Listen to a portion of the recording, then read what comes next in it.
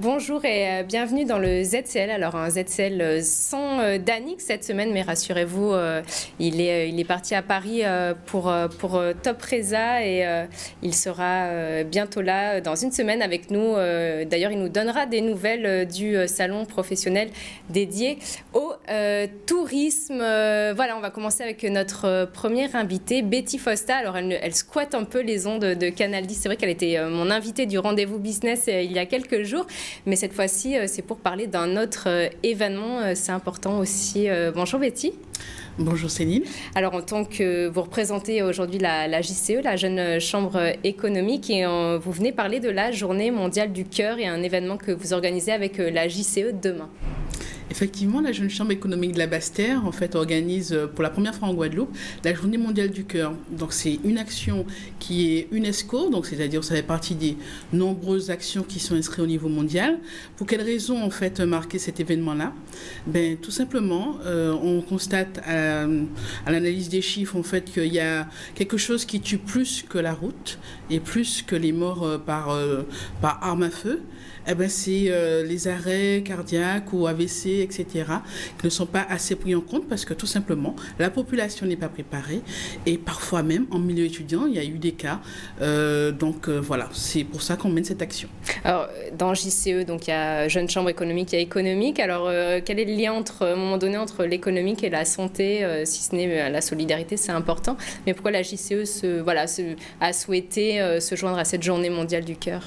Alors, la Jeune Chambre économique à 100 ans et cette action tout simplement on a une vocation effectivement économique, mais notre objectif c'est de préparer les jeunes responsables de 18 à 40 ans à grandir, à se développer, etc.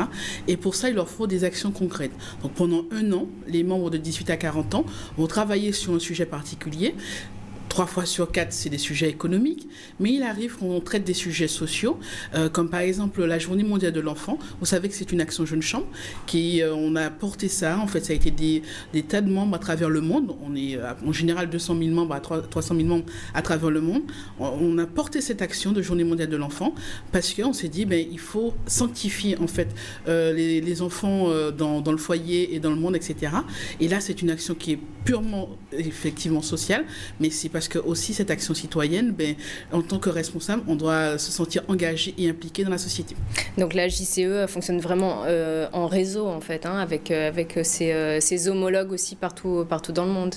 C'est exactement le cas. D'ailleurs, une autre partie de l'action de demain matin, c'est faire en sorte de collecter des dons de toutes sortes qui sont non alimentaires, tout ce qui est fourniture scolaire, pour remettre à JCI Dominica, donc c'est nos homologues de la Dominique.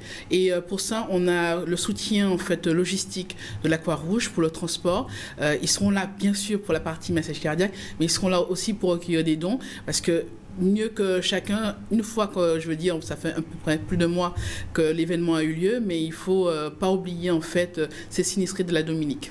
Alors justement, on revient à la journée de demain. Comment ça va s'articuler un petit peu? Enfin, la journée, c'est la matinée. Ça commence à quelle heure, Julie? Alors, ça commence demain à 9h.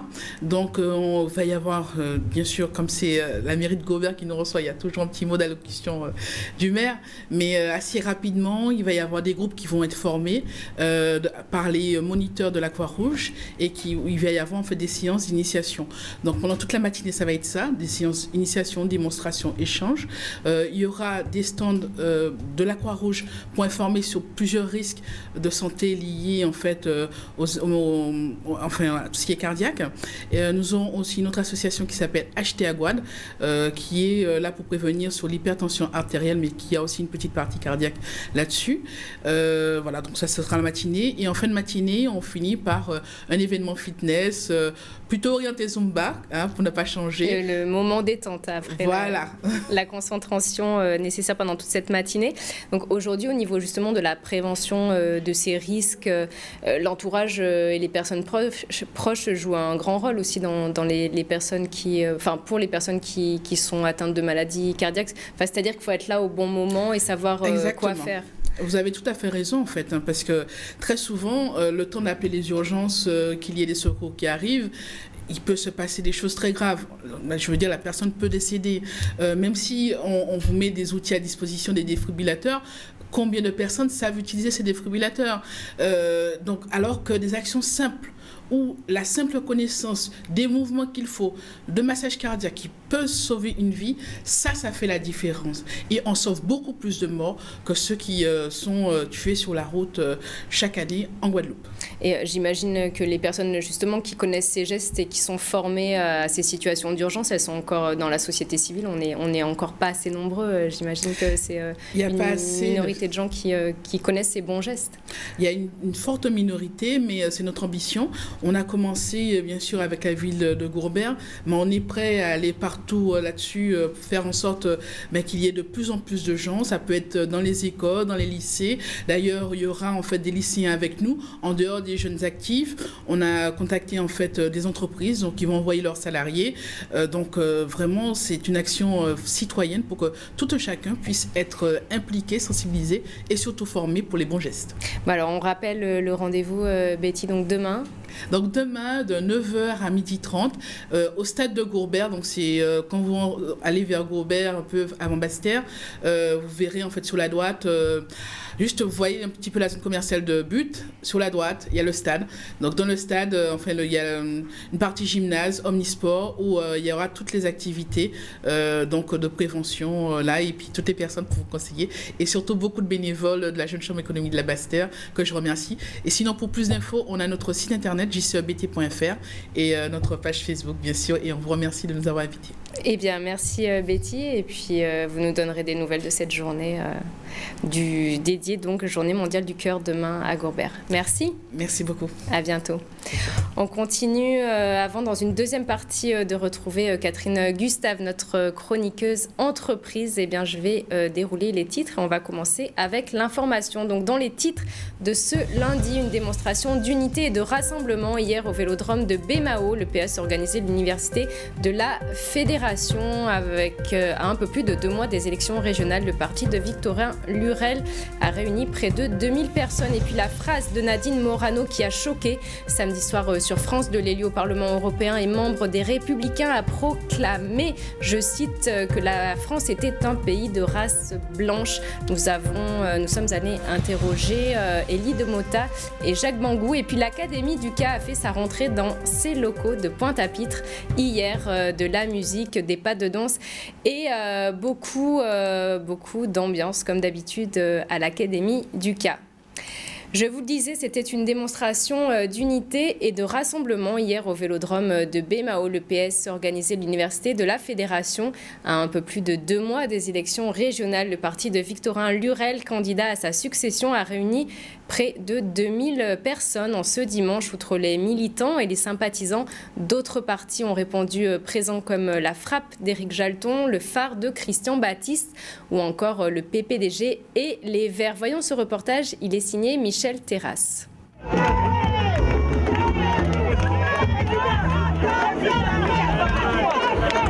Nous avons notre convention ici, qui est une belle et grande manifestation du Parti socialiste. Ça prouve que le parti est en ordre de marche, que le parti est structuré, que le parti sait mettre ses militants au travail et sait inviter les autres coalisés, les autres partenaires à venir communier ensemble, travailler ensemble pour adopter un projet. Le projet devrait très bientôt être adopté par nos partis, peut-être la semaine prochaine, puisque tout est prêt, reste à parfaire son adoption démocratique. Et aujourd'hui, tout à l'heure, on fera une prestation avec l'ensemble des camarades qui ont travaillé ce matin en atelier ici à Bémao. Bon.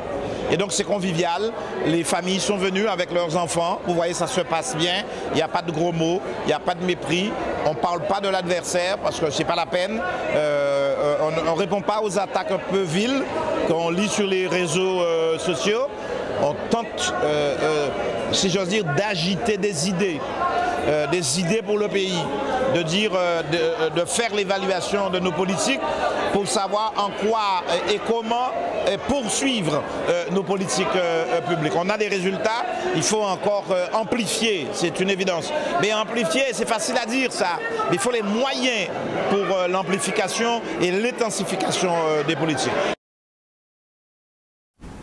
La phrase de Nadine Morano qui a choqué et provoqué de nombreuses réactions samedi soir sur le plateau de On n'est pas couché sur France 2, la candidate à la candidature pour les primaires des Républicains, qui est aussi élue au Parlement européen et ancienne ministre, a proclamé, je cite, que la France était un pays de race blanche. Il y a bien sûr de quoi frémir devant de tels propos. Nous allons entendre la réaction de Jacques Bangou, le maire de Pointe-à-Pitre.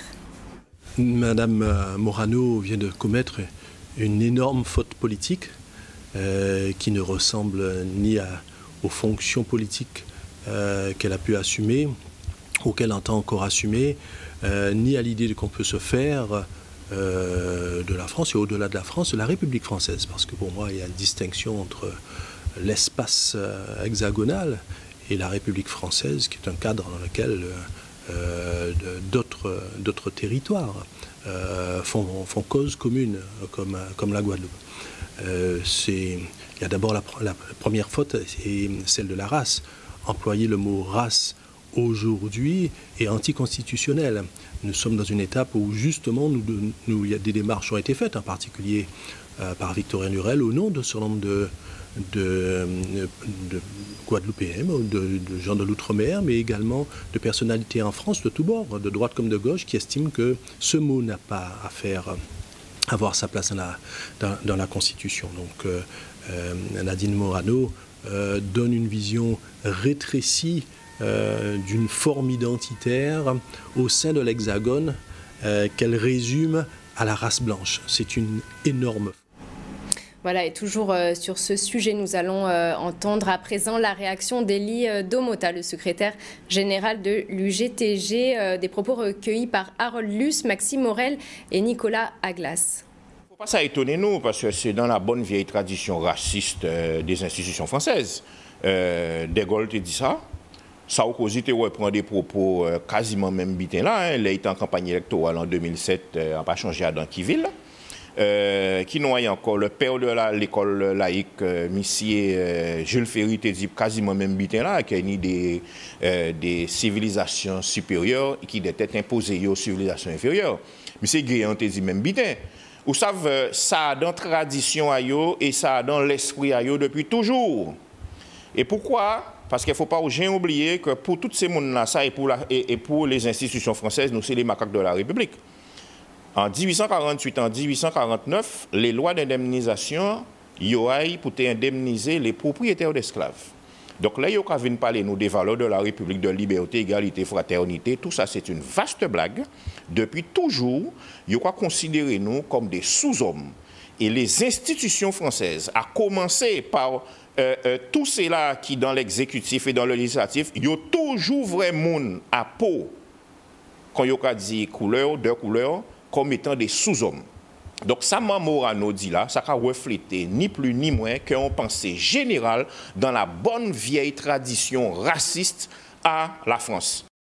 Voilà, et puis sachez que ce soir, dans notre journal de 18h30, vous pourrez entendre des réactions d'élus de droite également que nous sommes allés interroger. On dit deux mots d'international et la guerre en Syrie aujourd'hui qui sera au cœur de la 70e Assemblée générale des Nations Unies qui se tient à New York. Et puis en bref, également, IFM Top Reza, c'est parti. Plus de 30 000 professionnels du tourisme sont attendus jusqu'à vendredi à Paris. Le rendez-vous rassemble voyagistes, transporteurs, hôteliers, mais également des officiels. Une dizaine de ministres étrangers seront présents pour mettre en valeur leur pays, dont ceux de l'Azerbaïdjan, de l'île Maurice, du Liban ou encore du Maroc. La Guadeloupe sera en bonne place et bien sûr, nous allons suivre tout cela tout au long de la semaine avec notre envoyé spécial à Paris, Danick Zandronis, qui devrait nous donner des nouvelles. La santé dans l'assiette, c'est le leitmotiv du colloque Nutri-Créole dont la 4e édition se tenait samedi à Paris. Près de 500 personnes ont participé à ce rendez-vous sous la présidence d'honneur du professeur Paul-Étienne Valère. Il est cardiologue. On y a parlé diététique, équilibre alimentaire, mais aussi des dangers de la chlordécone avec une conférence qui a rassemblé de très nombreux auditeurs. Voyons ce reportage, il est signé de notre correspondant à Paris, Maurice Cessé.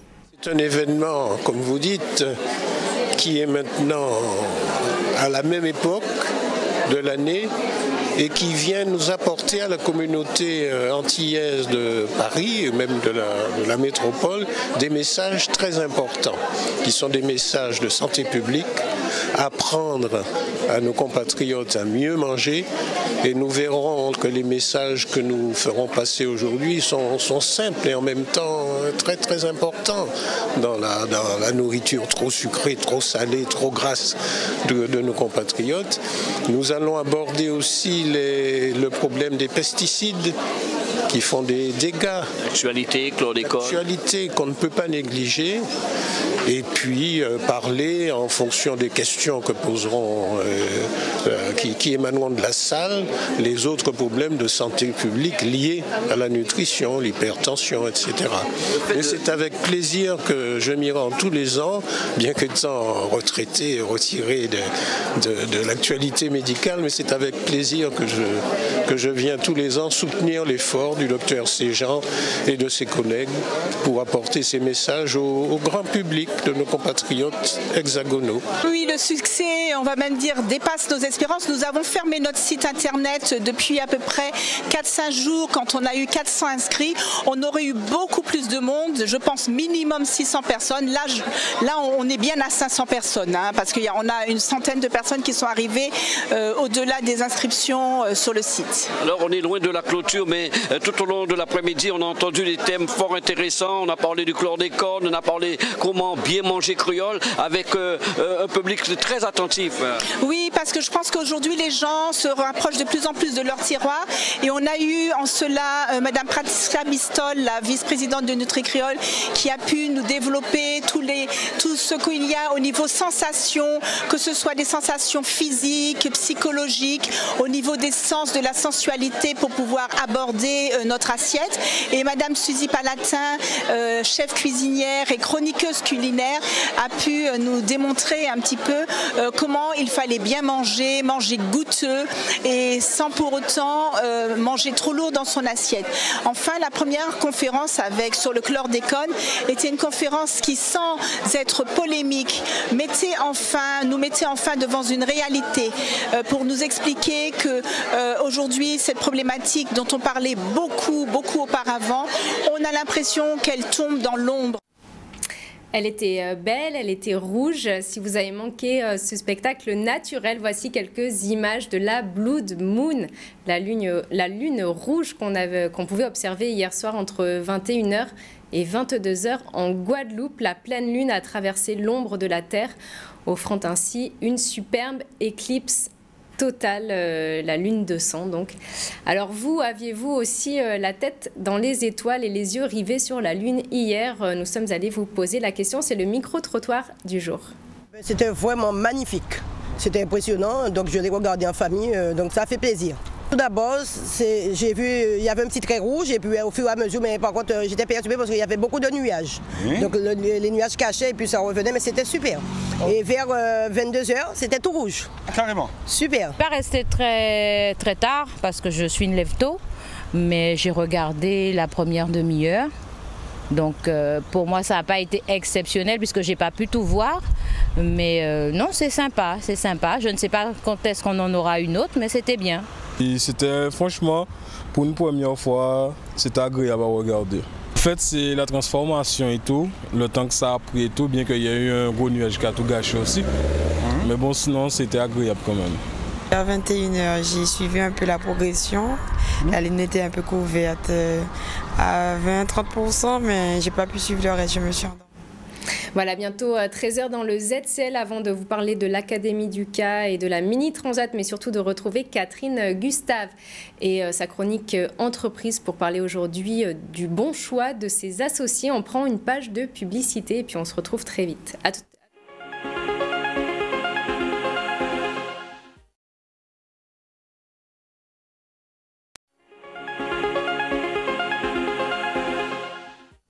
Voilà, 13h02 dans le ZCL et comme promis, nous accueillons Catherine Gustave, notre chroniqueuse entreprise du lundi. Bonjour Catherine. Bonjour Céline. Alors on dit souvent qu'entreprendre c'est une aventure Une aventure, point.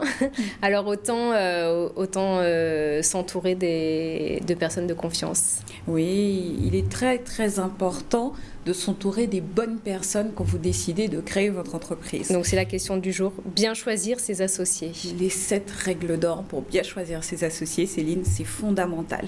Parce que c'est une démarche qui demande une réflexion profonde. Donc justement, pour vous aider dans votre réflexion, je vais vous proposer 7 règles d'or pour vous aider à partir du bon pied. Alors la première. La première, Céline, donc privilégier un vrai profil d'entrepreneur.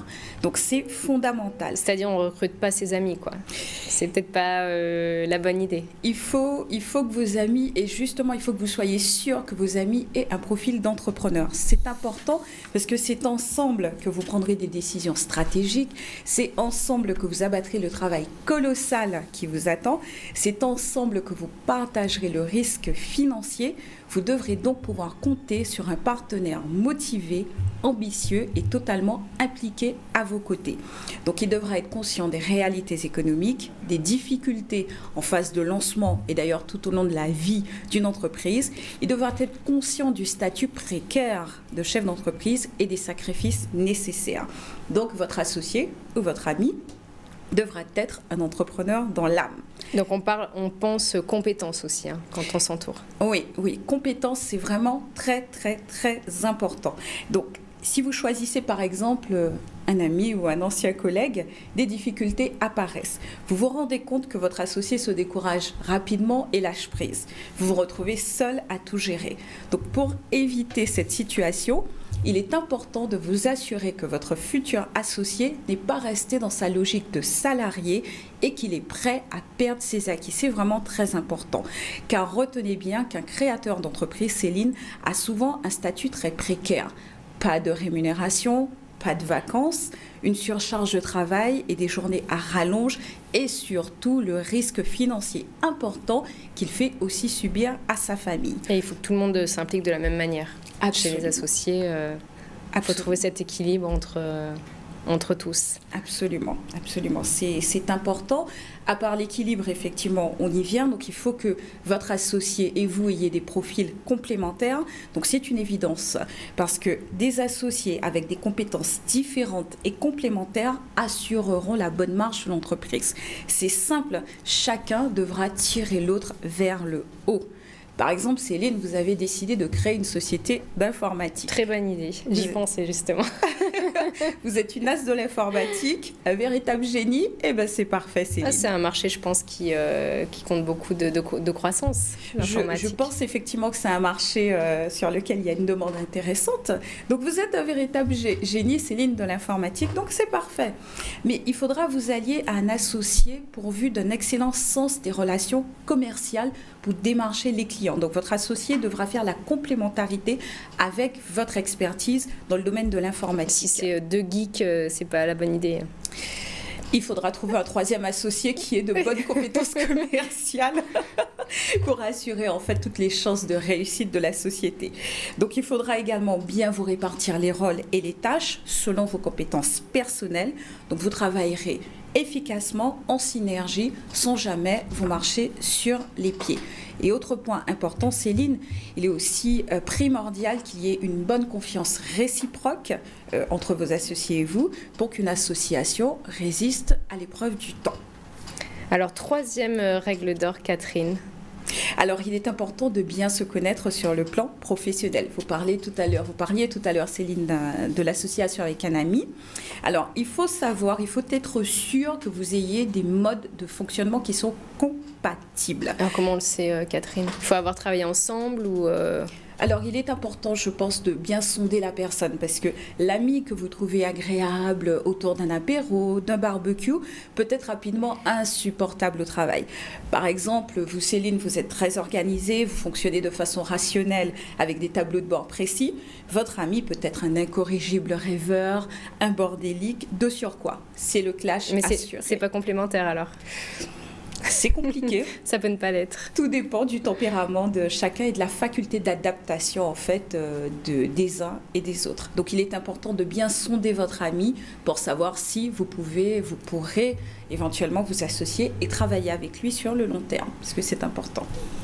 Alors il faut se projeter aussi et avoir règle 4. Une vision commune. Donc vous posez les bonnes questions. Que voulez-vous faire avec votre entreprise? Quelle est votre stratégie de développement? À quel rythme? Où vous voyez-vous dans 10 ans? Donc si vous ne partagez pas au départ la même vision du business, peu de chances, Céline, que votre association fonctionne. Même si le plan de départ, en général, est amené à se modifier dans les mois et les années de l'entreprise, au moins au début, il faut avoir cette vision commune. C'est essentiel. Il faut être d'accord sur le chemin qu'on va emprunter, il faut être d'accord sur où on ira, il faut vraiment être d'accord sur ses prérequis pour être sûr que son association soit pérenne. Alors, règle numéro 5, il faut penser à l'aspect juridique. Absolument. Donc, la SARL, la SAS, la SA, les choix sont multiples, les choix de statut d'entreprise sont multiples, mais les conséquences en cas de conflit entre associés sont strictement différentes. Parce que ça compte entre les voix aussi, c'est-à-dire dans le pourcentage de l'actionnariat peut-être, j'ai plus ou moins de poids dans les décisions. Absolument, et dans les statuts, différents points existent, donc des points qui sont différents en fonction du statut de l'entreprise. Par exemple, la SARL, qui est une forme juridique très prisée, ne contient pas de clause de sortie dans ces statuts types. Donc il faut absolument, si vous optez pour une SARL, il faut absolument penser à rajouter cette clause dans vos statuts. Si vous optez pour une SAS, donc une société par action simplifiée, l'avantage c'est que les statuts peuvent être façonnés sur mesure et donc on a une meilleure souplesse, par exemple pour la distribution des dividendes, pour la rémunération et le mode de sortie éventuel des associés. Donc là aussi, être clair dès le début. La règle numéro 6. Bien répartir vos parts sociales, Céline. Donc la répartition des parts au démarrage est primordiale. Donc elle détermine le pourcentage de dividendes et la valeur de l'entreprise en cas de revente. Évitez autant que possible les associations à 50-50. Alors, question pourquoi ? On se dit c'est égalitaire, chacun trouvera son compte, mais en réalité, en cas de conflit, c'est ingérable. Si vous avez le même nombre de parts, personne ne peut trancher en fait en cas de conflit. C'est pour ça qu'il est préférable de donner la majorité à l'un des associés ou de faire entrer d'autres associés dans l'entreprise qui peuvent à ce moment-là jouer le rôle d'arbitre en cas de conflit. Sinon, c'est la dissolution de la société, malheureusement. Alors, vous nous conseillez la règle numéro 7 et la dernière, donc, d'établir un pacte, Catherine. Ça veut dire quoi, un pacte ? Donc, un pacte d'associés, c'est un document qui est rédigé par un avocat, Céline, et qui viendra compléter les statuts de l'entreprise. Donc, le pacte d'associés est un document confidentiel, donc contrairement aux statuts de la société qui font l'objet d'une publication au greffe du tribunal de commerce. Donc, pourquoi le pacte d'associés ? Pour décrire les conditions d'entrée, de vie et de sortie des associés. C'est un peu les règles du jeu finalement, oui. Du vivre ensemble dans l'entreprise. Absolument, donc poser les bonnes règles en fait de vie entre les associés pour justement minimiser le risque de conflit et d'inertie du fonctionnement de votre société et garantir également les relations harmonieuses entre associés. Alors, qu'est-ce qu'on doit retenir de tout ça avant de se lancer, de, une fois de plus, bien choisir ses associés ? Oui, c'est comme la vie conjugale, en fait, Céline. Hein. Il est important de réfléchir, de peser avant de s'associer. Mais pas trop longtemps, quand même. Le temps qu'il faut, parce qu'il faut bien savoir que lorsqu'on est associé dans une entreprise, donc cette association dure en principe toute la durée de vie de l'entreprise. Donc c'est une démarche qui demande une réflexion préalable, qui mérite justement de bien peser le pour et le contre pour ne pas se tromper et prendre toutes les précautions pour aller le plus loin possible et le plus longtemps possible, Céline. Alors Catherine, vous qui avez quand même une expérience, vous êtes chef d'entreprise et au regard certainement des gens que vous côtoyez, qu'est-ce qui fait que ça marche au final? On a ces 7 règles d'or, mais voilà, c'est à un moment donné, il y a un ciment aussi, parce qu'il y a de l'humain aussi dans l'entreprise, donc il faut savoir peut-être aussi s'écouter, se respecter, communiquer un maximum, ça fait partie aussi des bons ingrédients pour durer justement dans l'entreprise entre associés. Oui, je dirais savoir travailler, savoir vivre et savoir travailler ensemble. Donc avoir effectivement une vision commune, c'est fondamental, tant sur l'organisation de l'entreprise que sur le futur de l'entreprise. Avoir des caractères qui sont compatibles, c'est très important, parce qu'évidemment, nous passerons la majorité du temps ensemble. Plus de temps, on passe généralement plus de temps dans le travail qu'avec sa famille. Donc il est important évidemment d'avoir des caractères qui sont compatibles, un fonctionnement également qui va dans le même sens. Donc c'est vraiment primordial. Et je conseillerais aussi de mener une petite enquête quand même à minima sur la personne les personnes avec qui on souhaite s'associer. Et un dernier ingrédient, c'est d'avoir souvent une bonne dose d'humour et de philosophie. Catherine, alors justement la fameuse citation du lundi de Catherine. Notre citation du lundi, 7 fois à terre, 8 fois debout. Donc c'est un proverbe japonais, Céline. Voilà, donc on se relève toujours, quels que soient les écueils. Il faut. C'est pas dramatique de tomber, il faut savoir se relever. Il faut se relever. 7 fois à terre, 8 fois debout. Il faut toujours se relever. Merci Catherine pour cette chronique pleine on a appris plein de choses sur l'entreprise comme d'habitude. Merci Céline. À lundi. À lundi, avec Bonne plaisir. Semaine. Merci Céline. On poursuit avec l'info et l'Académie du CA qui a fait sa rentrée dans ses locaux de Pointe-à-Pitre hier. De la musique, des pas de danse et beaucoup d'ambiance comme d'habitude pour ce rendez-vous marquant de la rentrée artistique. On revient en rythme et en couleur, s'il vous plaît, sur cette journée. Le montage est signé Joël Laurent avec les images d'Axel Dragin.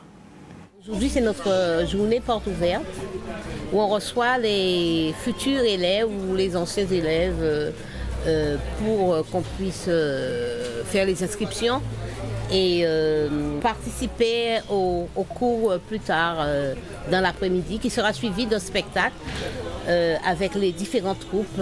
Donc il y a les gamelles, ce sont les dames qui font les danses de salon. Et donc Biguine, Quadrille, Majouka, valse créole. La danse, ça fait le bas tout le monde, quel que soit le niveau là, même sous nos problèmes de motricité. C'est pour ça que l'Académie créé quelque part section là, il va créer Doukala. C'est vraiment en pédagogie qu'elle nous met en place pour des gens qui ont vraiment des problèmes de motricité. Et c'est pour ça, quel que soit le niveau incapacité en monde, Goka Panien qui sauter ou peut danser Douka sans même sauter. C'est pour ça qu'il va créer justement le mot Douka. C'est une exposition qui retrace le Groka depuis les temps de la plantation, les temps de la souffrance, les temps de la douleur, jusqu'à son entrée à l'UNESCO. Donc, l'Académie du CA, école de danse et de musique traditionnelle, une école de danse s'articule autour de professeurs. Donc, dès maintenant, j'ai le plaisir de vous présenter l'équipe des intervenants de l'Académie du CA. En Calizot, à tantôt, et puis, pas faire rétif, nous gardons les autres.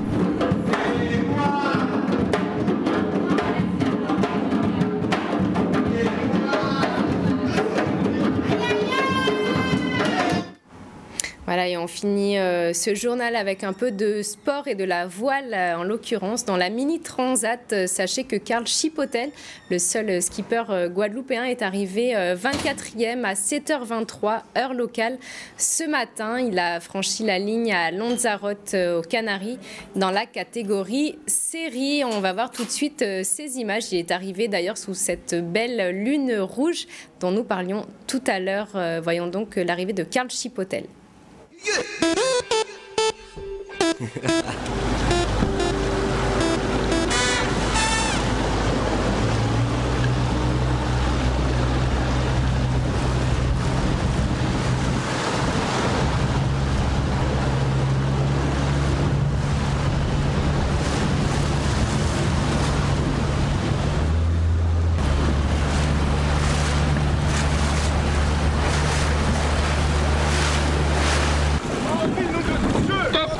Du 566.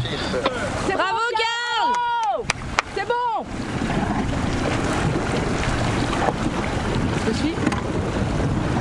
Les points positifs, c'est d'être là, déjà, c'est déjà pas mal. Du plaisir aussi, c'était une étape de portant, beaucoup de portant, malgré le mou du début et puis le coup de bambou dans le golfe de Gascogne. Ça a été tout le long du portant, plus ou moins fort. Donc du plaisir, de la glisse. Et puis pour ce qui a été moins bien, c'est je pense donc au début où je suis pas très content en fait de ma stratégie de course, de mon positionnement en fait sur le plan d'eau par rapport aux autres. Le manque de communication fait que en fait j'ignore ma position et je pense être le bon dernier en fait en sortant du golfe de Gascogne au Cap Finistère. Donc un coup au moral quand même parce que ça fait jamais plaisir de ramasser les bouées quoi. Donc le temps de m'en remettre et de me remettre dans le rythme, voilà, j'étais un temps en dessous. Donc voilà. Donc il faut avoir le moral pour performer. Oui, il faut l'avoir en tout cas, se forcer à l'avoir. Et de ce point de vue-là, c'est l'un des nombreux enseignements que j'ai tiré de cette première étape. Il y en a d'autres, il y en a beaucoup d'autres. Finalement, je me rends compte que je ne connais pas ce bateau tant que ça. Évidemment, le si peu d'entraînement et de courses que j'ai fait dessus dans mes allers-retours entre Guadeloupe et Bretagne font que je dois plus le connaître un peu mieux. En tout cas, il était bien préparé. En fait, pour ce qu'il a enduré, pour les vracs qu'il a connus, les galères qu'il a connues. Sincèrement, je m'attendais à ce qu'il ait un peu plus de casse. Et finalement, à part 2-3 bouts qui ont cédé, globalement, je pense qu'il va bien. Alors l'objectif, avant de parler de compétition, c'est quand même de rentrer chez moi, quoi. Voilà, il y a les aléas, il y a toujours un moyen qu'un inconvénient ou un souci fasse que la course s'arrête. C'est ce qu'on craint le plus d'ailleurs. Pour le reste, essayer de faire mieux quand même en termes de performance, en termes de rythme dès le départ, voilà, mais surtout d'être là-bas, quoi. Voilà. Mais là, du coup, quand on parlait de morale tout à l'heure, là, tu auras forcément une grosse motivation de retrouver. Oui, bien sûr. Voilà, c'est. Ton fan club et tous tes supporters. Oui, enfin, mon fan club, je suis pas une star. C'est surtout en fait des amis, des gens qui me sont proches, des collègues de travail, avec lesquels je fonctionne au quotidien, quoi, et qui me supportent. Et j'aimerais évidemment, et au-delà d'ailleurs, ne pas les décevoir. Ne pas les décevoir, c'est arriver en bon état. Et c'est possible en bonne place, quoi.